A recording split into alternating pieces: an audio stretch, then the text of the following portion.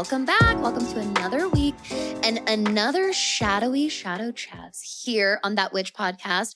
I'm Danny, That Witch Next Door, and with me today is my lovely friend Ashley at StarSeedShadows. Hi, Ash. Hello, hello. How are you doing today? Spilling all over my face. Gotta love it. Yeah, we're in some really playful Sag energy. I'm feeling that. I'm really feeling the weight. I love Scorpio season, but I'm feeling the weight lifted off a little bit finally. Yeah, I love how the play that I guess the Zodiac wheel has, because we do all this deep and intense work in Scorpio, and then Spirit's like, okay, guys, here's your reward. It gives us this really playful, fun, charming energy of the archer. And I love it. And then we have that, and then we go into Capricorn. It's like, okay, you had a break. Now let's dig a little deep. You know? Exactly. The yin yang energy of the Zodiac. I love it. I totally agree. One of my favorite, I guess, categorization. So I love looking at the Zodiac wheel and grouping and combining all the signs and houses in like different groups that make sense to me, and different overlaps and differences and similarities. And one of my favorite ways that I look at the wheel and analyze it is in like sun to sun transitions like that. Scorpio to Sag, Sag to Cap, that's Cap exactly to Aquarius. And exactly. And I find it fascinating. We talk a lot about polarities.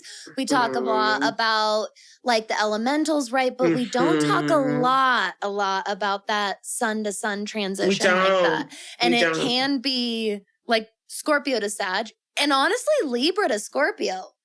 It's kind of like, that's what I'm saying. Like Libra, you know, like beauty and love and passion and like connection to the other. And then we go into Scorpio, where like they just want to be away from other people as much as possible, but they want power. Yes. You know, it wasn't by accident. It couldn't have been. No, definitely not. I think it's really perfect because, I mean, even on just a small personal scale, when you get that nice, like real solid time of respite and rejuvenation and alone time, hermit, right? Hermit card, 100%. Or Four of Swords. You yes. said respite, I thought of the Four of Swords. Yeah. That's one of my favorite cards. I love pulling that card for myself. I'm like, I'm out. I'm going to time to take a nap. Literally. Yes. But then Sag comes and I'm ready for it. Yeah. And I have the energy. And this is, I don't know, for me, this is a time that I think myself and a lot of other people, we give ourselves permission a lot easier during Sagittarius season. Do you agree with that? 1,000,000%. Here's what I agree with. I think that we want to give ourselves permission more. I think when there's a big storm where I am. But the reason I'm saying that is because let's say somebody, their top three, they have a lot of fixed energy. Sag season might be a little hard for them because their routine is like all fucked up, if you will. And Sag season is it's so free and carefree and kind of just going with the flow of things. Some people have a hard time with going with the flow. They don't know what to do in that energy, right? They need to have a routine and they need to stick to it. And when things aren't going their way or the way that they think they should be going, they kind of lose their mind a little bit. So I think some of us can sit in Sag energy with ease and grace, and some of us have lessons to learn in Sag energy, just as with all the other signs, you know? I totally agree with that. Now, if everyone doesn't know, so Ashley and I are recording this earlier, but this episode, everybody is hearing this on your birthday. So happy birthday to you, my love. I was so excited to do this episode on your birthday. Yes. So this is perfect lead into my first question for you for this month's Shadow Chats. First of all, not only is this new moon episode a total solar eclipse in Sag, the eclipse is really aligned with your birthday. So tell us, how are you feeling personally? And I'd love to know, do you have any witchy magical plans or Yeah. rituals you have in the works? I would love to hear all about it. Yeah. So my birthday's December 3rd. I was born at 5:53 p.m. And then the eclipse is like perfect at 2:31 a.m. on the 4th. So it's really like in alignment with my birthday. I feel good. You know, we are recording this early, but the day that the sun went into Sag, I fucking woke up ready. And I hadn't even like checked the chart yet or anything like that. I was just like, oh, there's pep in my step. Where's this coming from? And, you know, I feel really, really good. I am excited about turning 32. My 30s so far have been amazing. I felt the best I've ever felt. I'm doing the work I want to do. I'm living in the pocket of fucking life. So let's go 32. Like I'm ready for it, you know? The fact that there is this eclipse on my birthday is kind of insane. And witchy things, I haven't decided yet whether or not I'm going to do any work that day, or whether I'm just going to kind of feel the energies out and just kind of see what happens, you know? Mm-hmm. I'm unsure if I want to do any sort of work for my solar return or not. If I do anything, it's probably going to be some gratitude work, to be honest. Yeah. You know, you can't go wrong with gratitude work, and it's always necessary and needed. And I think that we forget where we are. We just forget. And that's for you and me. That's for anybody who has the opportunity to be able to listen to podcasts. We just forget what a good pocket of life that we're in. So on days like solar returns and eclipses, even just kind of sitting in the pocket of gratitude and like bum rushing that shit with water work, like a refreshment sort of thing. Yep. I think is just A-okay for me. I love that so much because Sagittarius, that while you were talking about it, that just is pure Sag energy to me. Is this, I don't really know.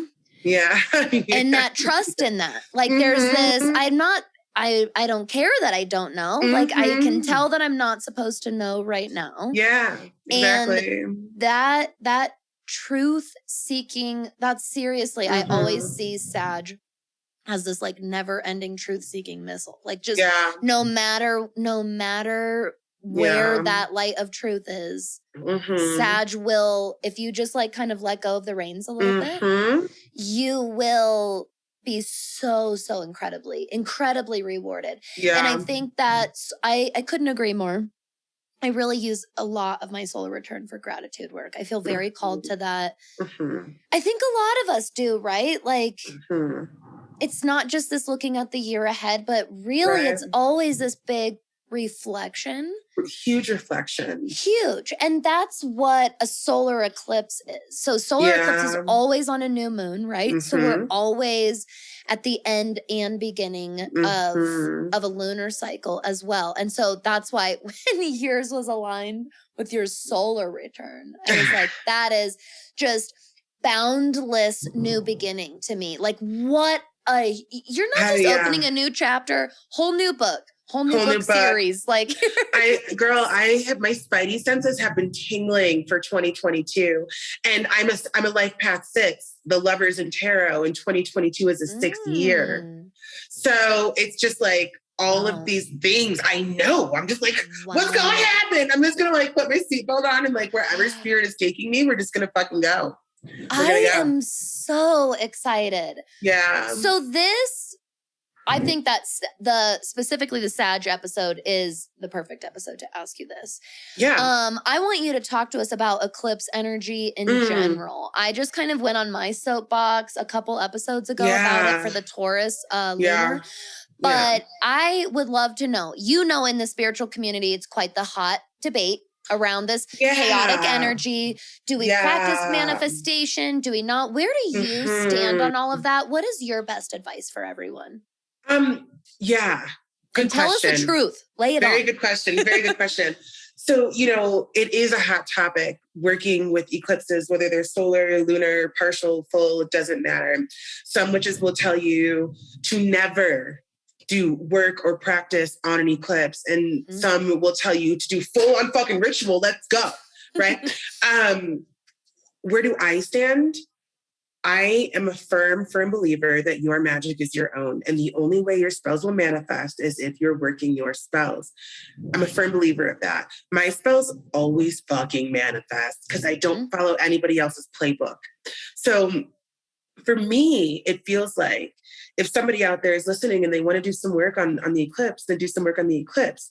Now, as far as like hexing and shit like that goes, I do not hex. I don't necessarily believe in it, to each his own. When it comes to working in the fields of darker magic, I'm not so sure you'd want to do that on eclipse energy, as it is chaotic energy. That is the truth. It's very chaotic energy. There's a lot happening in the cosmos. There's a lot happening with people, our energies, and we are so fucking connected. Literally, like we are connected. We're mirrors of each other. So the energy is on an all-time high, which can be fantastic for manifesting. It can be fantastic for cleansing. It can be fantastic for rebirthing and transformation. And that's all eclipse energy too. But you have to remember, when you're working magic, you get back what you're doing times 3, you know? So if somebody is doing work that could be deemed, you know, sketchy or negative, quote unquote, just be aware of what you're doing. You know, the earth is powerful, God is powerful, the cosmos is powerful, and you are powerful. So when we're working with magic, I think it's important to be aware of your intentions behind what you're doing, especially when you're working with eclipses. I agree. Yeah. It's similar with like a retrograde where it's like, right, double check your work, number one. Exactly. Like, be a little more careful, right? Not in this like paranoid way, just in a thoughtful way. Double check your work, right? Right. And then keep in mind, specifically with this, everybody, what that made me think of while you were talking, when you specifically brought up like hexing or cursing or jinxing, is in Sagittarius, like I just said, the truth will always be illuminated.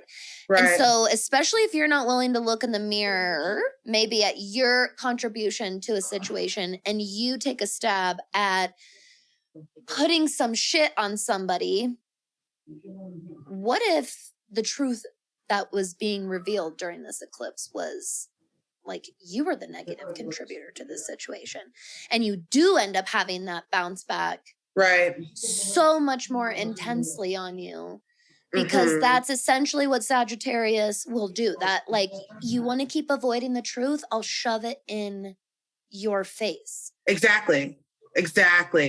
Sagittarius will do that. And it's funny that you say that, because when you said that, it made me think of Saturn, as a matter of fact. Because Saturn will also do that too, but in very different ways. Yes. Sagittarius just has a way of like, it's the truth, bitch, own it. It's the truth, It's your truth, own it. So yeah, when you had just said that, it also made me think of Saturn's energy, because Saturn also has a way of kind of putting the truth in your face. I think the difference though between Sagittarius and Saturn is Sag has a lot more of a lighthearted, playful way. Yeah, Saturn is like, you're doing it wrong. And Sag is like, I think you could be doing this better. Why don't I give you another experience so that you can do it better? Sag energy learns through experience. And Saturn is like the teacher, you know? Yes. That's what I love about my sun sign in general. We learn through experience. We learn by doing. We learn by experiencing what's happening around us. And hopefully, if we've learned the lesson, we'll do it better next time. Hopefully. I love that. Yeah. I really, really love that. Now, let's see here. Oh, I'm excited to ask you this. Okay. Especially because we're just talking about specifically this being your sun sign. Yeah. So I know that we meet here each lunar cycle, and we do really honor the moon. But today I really am feeling sun energy because of your Sag sun. And this is a solar eclipse. So how do you personally in your practice work with sun energy? And what is your relationship with Sagittarius in general outside of yourself? Oh my God, I love outside of your own natal, like how you've experienced Sag. Oh my God, I love all of those. Where do I begin? I know. Let's talk about I love sun. Sag because it lets me just tap into all my natural curiosity and ask all the questions and learn all the questions. All the questions. So as far as working with the sun in my practice, I do charge a lot of crystals in the sun. I know a lot of people gravitate towards charging in the moon, but you can charge your quartz, your citrine, you can charge a bunch of different crystals in the sun, and I enjoy that.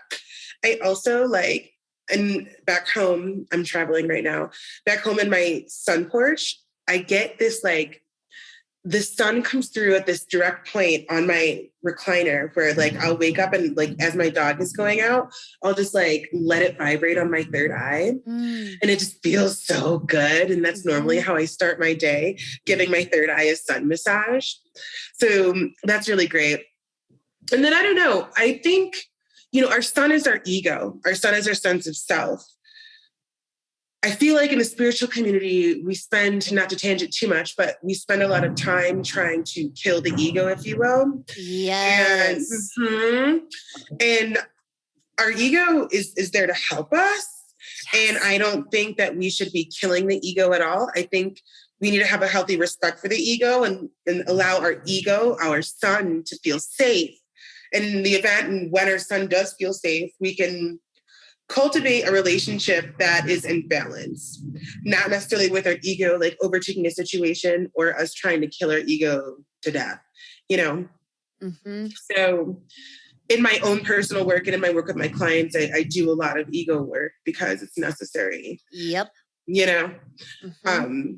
And then as far as Sagittarius in my life, so Sag in my birth chart, in my natal chart, hits a lot of points. So my moon is in my 9th house, and my 9th house is ruled by Aquarius. And my moon and my north node are conjunct. So there's that. I didn't know that. Yeah. My moon and they're conjunct in Aquarius 9. And then Jupiter sits in my 1st house, and Jupiter is ruled by Sag. So there's that. And then Sag, my sun sign, sits in my 6th house, my house of service. And it's conjunct my Mercury, which is also in there as well. So there's a few points correlating to Sagittarius around my natal chart. As far as it's showing up in my life, like outside of that, I mean, I'm a curious kitty. I have an associate's, a bachelor's, a master's degree, all in 3 different things: science, conservation, and then hospitality. I've been all over the fucking world. Like I travel internationally at least once, and that was before I decided to marry an Ecuadorian. So like, and that's another thing too, like I'm a very inquisitive person. People intrigue me. People's lives intrigue me. I'm a super deep person. Sag is like really philosophical and really into the deeper parts of life and what makes people tick and all of that. Hence me being into shadow work. People think that shadow work is a very Scorpio thing, in which it is though, but I think there's a whole other aspect of shadow work that we don't really tap into. Like, I want to know why, like why I did what I did, or why this person is doing what they're doing, or why this reaction is happening. Like, I have always been that way. I was always that kid in elementary school where my hand would go up and I'd be like, what the fuck? Like her hands up again. I was that kid. I was so that kid. So like, that's just kind of Sag I identify with a whole lot in many different ways. So yeah, that's kind of where it is. My curiosity has not subsided at all when it comes to life and people. And I just want to know everything. It kind of reminds me of us talking about our shadow episode with the Scorpio talking about death. Like, I just want to know what happened. Can I watch a documentary? That was such a Sagittarius response to that life after death question. I love that. You don't really care about dying or not. Yeah. What happens? What happened? I need to know. Please don't wipe my memory clean. I need to be allowed to analyze it later and like know figure it out. Yes. Oh my God. Yeah. I think that Sagittarius gets. So every sign, shocker, everybody, gets watered down somewhere, okay? Like by some, especially when, we're in a really big uprising of astrological trend, but for the last, 25 years or so, we were in kind of a lull. And And this is where we got really watered down and just the daily and monthly horoscope, right? And like, and Pop that astrology. is right, exactly. It is really watering it down, because what happens is this is where we get a lot of our stereotypes and these quite frankly bullshit reputations. And one of my biggest issues with Sagittarius, or one of my biggest stereotypes that gets put on Sag, is there is this a shadow quality of Sag is this lack of roots, right? Like never stopping, never stopping, never stopping. But I think that this gets really mislabeled as they're shallow. I think that a lot of people are like, you just can't take them seriously. They're just so flighty. They're just afraid of commitment. They'll just like leave. And they're actually so fucking philosophical and deep. Like, number one, that Jupiter rulership there. Being this literally boundless expander. There are no limits in Jupiter. Are you kidding me? Right. There are, Sag knows no limits. Right. That's where that comes from, is boundaries are like a foreign concept to Sagittarius. Like, I'm sorry, what? There's no fencing. There's no, exactly. And Sag really, one of the best things Sagittarius placements can do is learn how to bring that feeling of grounding, creating your home with you, right? Like really learning how to do that for yourself so that you can also really satisfy this very adventurous, really courageous spirit. Sag is also one of the bravest because they're so boundless. That's why they're not afraid to speak the truth. That's why they don't care who they're talking to. You could be twice their size and you could be looking them up and they'll still tell you like it is. Another stereotype that we get is that we're kind of tactless and maybe a little rude because we don't give a fuck. I think it's because you're not fearful. Exactly. I love that. Direct as hell. Direct as hell. I think that tactless thing is way more exactly. I think it's just, no, I don't think you wanted to hear it is the problem. That's it. I cannot tell you how many times my mouth has gotten me into trouble. And I'm like, what? Like, this is what everybody is thinking. Why is it my fault? Because I'm saying it.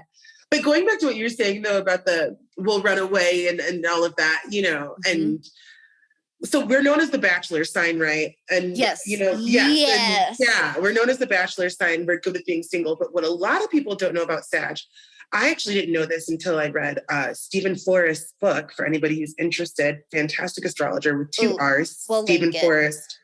Yeah. Fantastic astrologer. He's like this old man, and the way that he writes, it feels like he's talking to you when he writes so poetically about astrology and the signs. But he had said that one of the shadows of Sag was that we also love so hard. So we're like this boundless explorer, just like going off and off and off. But when we actually do sit in the pocket of love, we will fall off a motherfucking cliff in stupidity, not even realizing we're doing it, because we go that fucking hard. Like what we go hard for, whatever it is.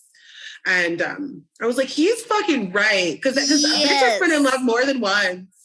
That, first of all, that just like lit up the biggest connection for me, because I'm a Hellenistic witch. I have always been very, very, very tied to Greek mythology. And one of my favorite things to look for are Greek mythology books at the thrift store. Because there's not a lot of good ones. You have to like find the gems. But one of my favorite things I ever read about Jupiter, this is perfect, is that part of the reason I was doing a lot of research on Juno and Jupiter. Okay, so in Greek mythology, everybody, this is Zeus and his wife, Hera. Okay.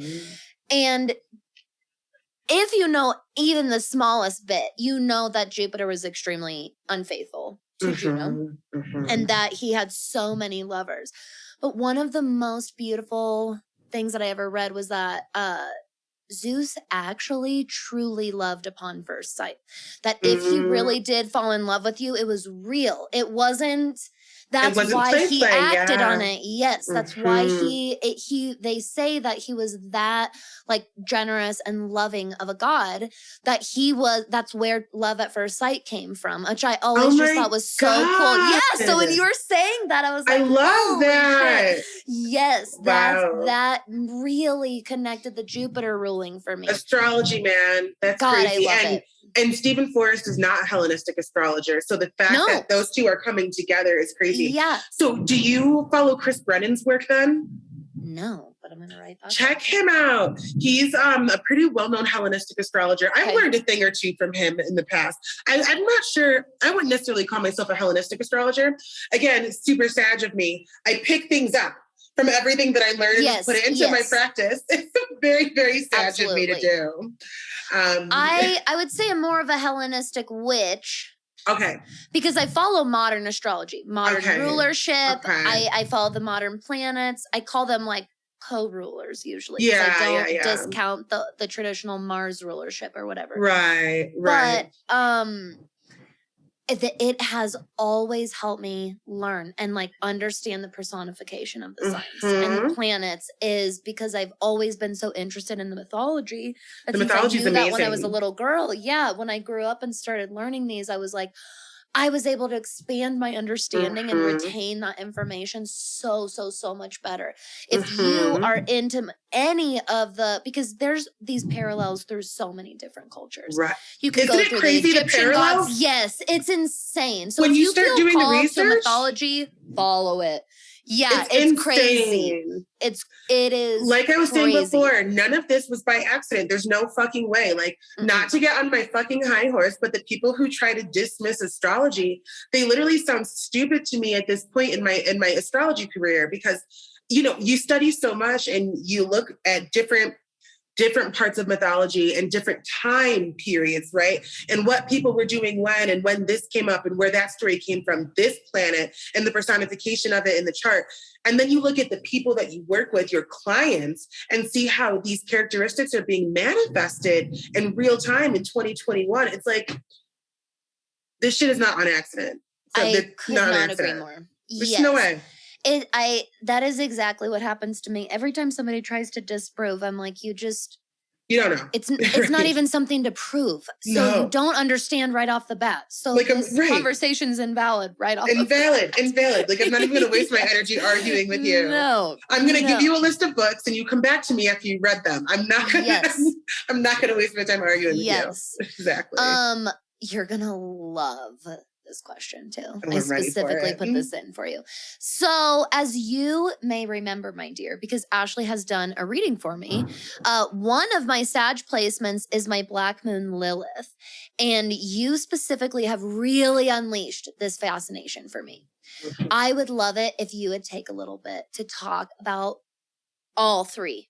Black Moon Lilith, like you did at my reading a little bit. Dark Moon Lilith. Yes. Asteroid and start Lilith. unlocking, because it is in the spirit of Sag season. I want you to unlock that curiosity for everybody else too. Because a lot of people do not know about that placement. They see it come up in their chart generated or whatever, and they usually skip over That's it. There's not a lot of work done on Lilith. Like, I like to pat myself on the back for the work that I've done on Lilith, because I had to get my hands on whatever books I could get my hands on, and they weren't that many. So I studied like Demetra George's work and a few others along the way. So the work I've done on Lilith is really quite organic. It was an astrologer being an astrologer, which was like really cool for me when I was creating, right? But so I don't know how deep I guess we'll just go and see how deep it goes. Go. But yeah, we'll just go. So normally when you calculate that placement in your astrological chart, 9 times out of 10, it is your average Black Moon Lilith. So your average Black Moon Lilith is a lot like the North Node. The North Node is an average placement as well. But normally, to get true node, you're off by a degree or two. Like, it's not that big of a difference. The average Black Moon Lilith can be off as much as 30 degrees, meaning it could be in a whole different sign for somebody. Correct, yeah. So Astro.com is currently the only astrological engine that will give you all 4 of those placements accurately. When I say all 4, I mean your asteroid Lilith, literally the asteroid Lilith. It's an asteroid. Okay. And then your dark moon Lilith. So we're getting into like concepts that are astronomical and astrological. Your dark moon Lilith is like, it's like a reflection of the earth to really say it. I can go deeper into it. If you want more information on it, get my Lilith workshop. That's what I'm going to say. Get my Lilith workshop. I go deep. I go deep into everything, the astronomical meanings and astrological. And then your black moon Lilith. So you have your true black moon Lilith and your average black moon Lilith. And like I said, they can vary from different signs. So when you work with me, when you do Lilith work with me, I calculate all 4 of them for you and we go onto a fucking deep dive. So the symbology behind them, right? Asteroid Lilith is the first offense that was done, right? So before there was Eve, there was Adam and Lilith, okay? And as the story goes, by the way, guys, everybody that's listening, this is the mythology of Lilith, the Lilith story. So when Lilith and Adam go to lie down, Lilith wants to lie on top of Adam. Adam is like, no, I don't understand. Why do you want to lay beneath me? And Lilith's like, this isn't fair. What's that about? She utters God's ineffable name and she leaves the Garden of Eden. That part of the story is asteroid Lilith. It's the first offense. When you look at somebody's chart and you're looking at asteroid Lilith, you can often find a lot of the reasons behind their defense mechanisms, the reasons behind some of the shadows they've created now in life. So if somebody has an asteroid Lilith in Sagittarius, for example, they may be insecure in making decisions. They may have been told when they were younger that their opinions didn't matter. They may not have been listened to very well.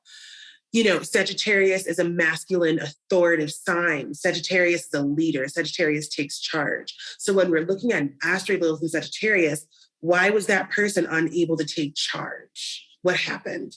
I would assume that somebody with an asteroid Lilith in Sagittarius may currently be or spent a long time being quite passive sometime in their life. So then when we move into dark moon Lilith, we're moved in nail on the head. Yeah. Astrology is fucking crazy. Yeah. So then when we move into dark moon Lilith, we then move into those defense mechanisms I talked about earlier, right? So dark moon Lilith, this is the part of the story where Lilith goes to the Red Sea or a cave, depending on which rendition you read. There's a few of them out there on the Lilith story. Either way, she leaves the Garden of Eden and she goes off by herself to lick her wounds, as the literature loves to say, to think like, what the fuck happened? I had this Garden of Eden. They wouldn't let me be myself. What happened? All of this, right? So when you're looking at somebody's dark moon Lilith, you're looking at their defense mechanisms, how they try to hide from themselves how they really feel. A dark moon Lilith in Sagittarius is somebody who may even be preachy, somebody who may be a know-it-all, somebody who may be like, I've read this. Why haven't you read this? I've done this. Why haven't you done this? I really think you need to go do that because when I did that, I felt amazing. Sagittarius can be a little arrogant sometimes, you know. It's more of the shadows of the sign that comes out when you're looking at dark moon Lilith. So then when you get to black moon Lilith, this is the release. This is, okay, how can I transmute this energy to become a better, higher version of myself? What does that look like for me, right? So this is the part of the Lilith story where the 3 angels come and they're like, hey, God said, come back, and all of this. And long story short, this is where Lilith gets villainized in the literature. This is, you know, Lilith is known as a baby killer. This is the part of the story when this happens. There's an interaction that she has with 3 of God's angels. There's talk about killing people's firstborns. It's a whole vibe. Like I said, you want to know more, get my Lilith workshop or book a call with me and I can read your Lilith chart. So,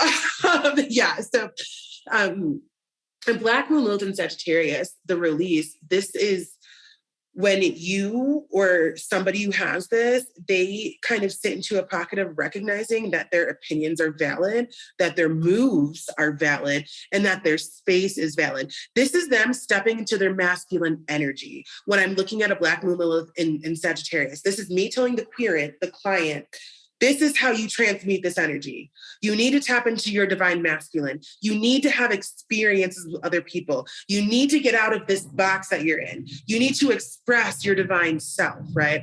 Now, let's say that their average Black Moon Lilith was in Scorpio and their true Black Moon Lilith was in Sagittarius, they would have what we call a Lilith corridor. And it's within this corridor. Yeah, it's a whole fucking vibe, girl. I'm telling you. Damn. Yeah. So I personally utilize the energies of both signs to help this person work through their shadows because they need them both. They need them both. So they need parts of the Scorpio energy, the wanting for power and desire, right? And to be acknowledged for who the fuck they are. And then they also need the Sagittarius energy for connection because Scorpio wants to be acknowledged and Scorpio wants power, but Scorpio also, I'm not going to say Scorpio doesn't want connection. I'm going to say Scorpio is uncomfortable with connection at Scorpio's lower vibration. And Sagittarius is so comfortable with themselves and connection. So finding the bridge between that energy is really the key to understanding one's shadow, right? And again, shadow work is something that we constantly do. You know, you have one, you have one of these sessions and you're not fucking cured, you're not healed. These sessions are meant to like get your gears going, like, okay, like this just blew my mind. Like, how the fuck do I implement this? Like, and where am I not implementing this? It's about becoming more self-aware is really what the goal is. So yeah, a little bit of a Lilith tour for you guys through Sag. It's a whole vibe. I love that. Tell us how to find it on astro.com. Is it a setting that we go to? Yes. So there's different codes and I don't remember all of them off the top of my head. There's like, I know like one's H21, one's like 1181. 1181 is the asteroid. It's like there's 4 different astrological codes. So 1181 is asteroid, H21 is one of them, H13 is another one. And like I said, I go step by step on how to do all of this yourself, like with images and everything in my Lilith workshop. So, which is linked. It's linked. Yeah. Go click on it. Okay. Yes. So I go through all of that and I go through each part, asteroid, dark moon, black moon in each sign as well. It's like a 4-hour workshop. So I go through absolutely everything. Yeah, it's deep. So Merry Christmas to us. We'll all be going and buying the Lilith workshop for ourselves. Right. I mean, I think it's really great, especially for anybody who is a budding astrologer and is interested in doing Lilith work. We need more astrologers doing Lilith work. That I do know. You know, there are astrologers on like IG who like toy with Lilith work. And the reason why I say toy with it is because they're talking a little bit about where Black Moon Lilith is right now, but like you really truly need the whole fucking set to understand how Lilith is working. You do. That makes sense. And to see how Lilith is working in the cosmos currently, you know? So it's a whole vibe and it's linked, like you said, and it's fascinating. It's fascinating information. Love it. Absolutely fascinating. And honestly, insanely beneficial. The lunar eclipse in Sag was conjunct my Black Moon Lilith earlier this year. It was a whole ass activation. Yeah, it was amazing. And did it get you like thinking outside the box about like your life and your business and all that? It gave me the permission, like we kind of were talking about earlier. I finally really stepped out of the passive zone.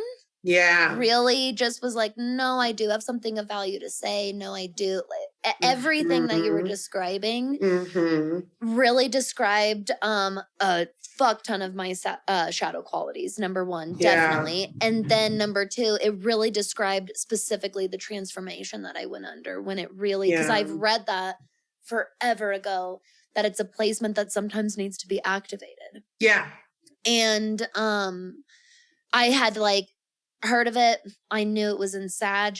I remember, and this was years ago, I remember going, that must be why I have such a hard time with Sagittarius men or whatever. And like, and just like brush it off. Yeah. And then I was doing mini readings for that eclipse for other people. And so I looked up my own, and because I was like, oh, Sagittarius, my Lilith is. And then it was off by 1 degree. And I was like, oh my God, what does that mean? And it very much was it almost felt not beyond my control, beyond my current knowing. Sag has a foretelling wisdom about it.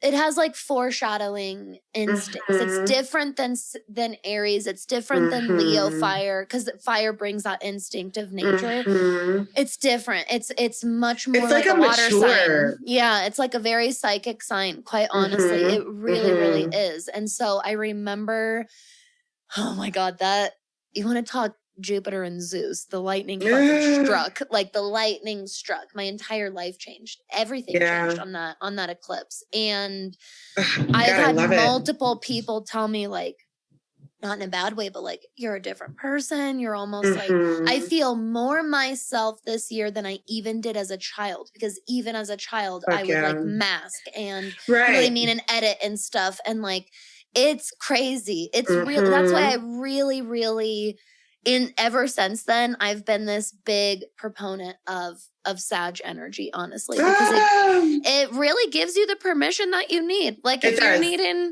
you need that, like that's what it gave me. And exactly, it's not in this like harsh way, especially Aries. No. Like it's not, it's very like, what? Like that's how it is. That's it. It's very matter of fact. They're like, oh, you were offended? Why, babe? Why are you offended? What's wrong? Yes, exactly. We're all going to be okay. Yeah. Exactly. Yeah. All right. Now, I've saved the best for last. Okay. We all know, like we've said many times now, Sag is the truth seeker, and it has no time for beating around the bush or telling you what you want to hear. So we want you, Ashley, to hit us with the shadowy truth. What are the self-sabotaging behaviors and traits of Sagittarius that we need to be aware of during this new moon solar eclipse? How does Sag, hold itself back, that self-sabotage? How can we follow this into a new direction, since this is a new moon and a new cycle? Yeah. Like, what is a self-sabotaging that we need to stop hiding from? We will cut a bitch off in a quick minute. Sag energy has no time for that.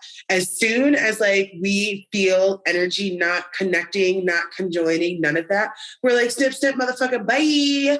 I am good for that shit. That's one of my shadows that I'm working through, because not every relationship deserves a cutoff, right? Like, and it's not to say that we run from our problems, but it is kind of to say that we run from our problems. Sag energy just can't be bothered, whether we're looking at it in a positive light or a negative light. And that, that is a big shadow of Sag energy. We just can't be bothered. We're like, okay, I don't know what's going on with that. You're not understanding where I'm coming from. Going back to that whole why you upset sort of thing. We're like, why are you spending time being mad? Why are you upset? Okay, bye. I don't like you anymore. We can't do that all the time. Sometimes we have to work through shit with people. and sometimes, heaven forbid, I'll just get new friends. Like, it's a very sad thing to do. I don't want to play with you anymore. I'll find somebody else to play with. They say Sages make fantastic cult leaders. It's like a statistic. Yeah. That is fascinating. I love hearing shit like that. Yes. Isn't that crazy? Like, people, like, we're good at making friends, and people will follow us and follow what we say because we believe so much of what we say. But so much so, sometimes I think that sort of energy holds us back. And that goes back to what I was talking about with the arrogance. Sag energy can be a little arrogant sometimes and a little bit preachy, right? For example, that philosophical energy of Sag. If you have somebody with heavy Sag placements that grew up in, a really intense religion, they might be somebody who might grow up to be somebody who is domineering with their religion on other people because they feel like what they're doing is right.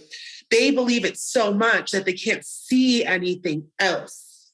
So all of that can be very shadowy aspects of my archer friends. We just we got to take it down a notch sometimes. And sometimes we aren't always right. And other people can have opinions. And, that's what's so interesting. We're super curious about people, and we're super curious about picking their brain and what they want to know.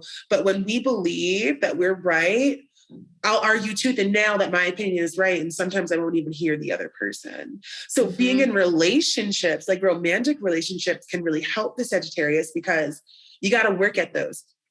And I think that's why the Sag is known as the bachelor sign, because you have to work at romantic relationships, and Sag doesn't have time for that. You know, so Yep, that's it. Yep. Yeah, there's a few shadows in there that we have to work through. You know, we're definitely one of the more jovial signs. We're definitely more of the courageous signs, one of the more courageous signs for sure, and lighthearted signs. But with all of that comes also a lot of shadows as well. So I also hear a lot of like, be really mindful of your gaslighting tendencies. Fuck yeah. Because I think that this is a big Sag. What? I was joking. What? Yeah. I was fucking around. What? Exactly. You're being sensitive. Exactly. Yes. Right. Yes. Right. I'm just here to have a good time. Right. Mm-hmm. Right. And that's what's so crazy about it. You know, and we can all gaslight.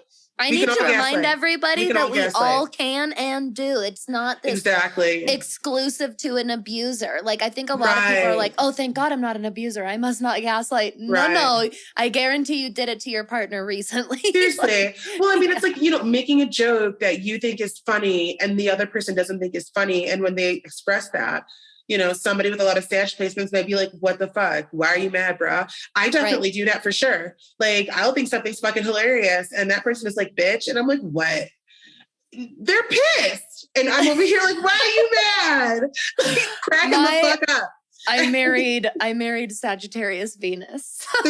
You already know. And I'm a poor little Pisces. I was going to say, and you're a sensitive nugget. You're a sensitive nugget. So you already know what I'm talking about. Yes, exactly. But this energy, to really flip it on its head, has lightened me up.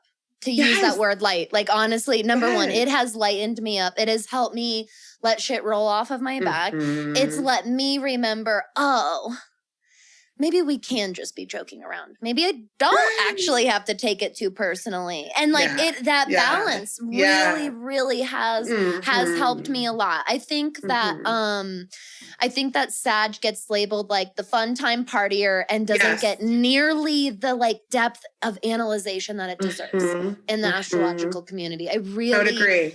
I really think that we dive in so deep to so many others. And I really encourage all of you. I hope that this sparked your Sagittarius curiosity, because that's what it's the best for. It's like this Energizer bunny, like never ending learner. Look at your 9th house.